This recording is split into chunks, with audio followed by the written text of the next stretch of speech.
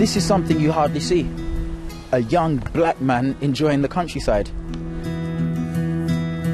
When I'm out here training, I hardly ever see any young people enjoying the countryside, let alone black people. I'm not trying to say everyone should go to the North Pole. I want to encourage them that their choices in life aren't limited to just being a rapper, a sports personality, or a footballer. I want them to get out into the countryside as a way of opening up their worlds.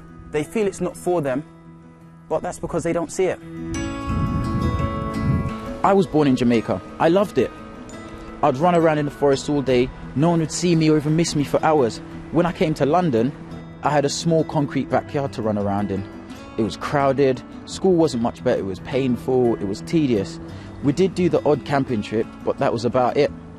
We hardly ever saw a different way of life, or even knew one existed. I lived in a difficult part of London.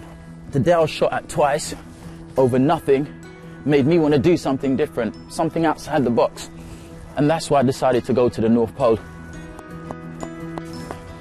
I want teenagers to realise that they can do something too, and getting out into the countryside is a great way to show that the world has a lot more to offer them. I love the countryside because you're out of the city, you're away from the noise.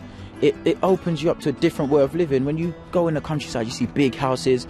People actually have time to say hello and smile at you. Out here you can relax, focus, think about decisions you want to make. It gives you something to do, keeps you away from trouble, away from your peers and the pressures that come with it. You can't survive on your own in the wilderness, and it kind of helps you to learn to rely on other people. You're not just thinking about yourself or your own needs all the time. I think the only way to encourage more young people into the countryside is to increase the funding to youth groups like Army Cadets, Sea Cadets, Scouts. Increasing funding rather than cutting, I think, is the way forward.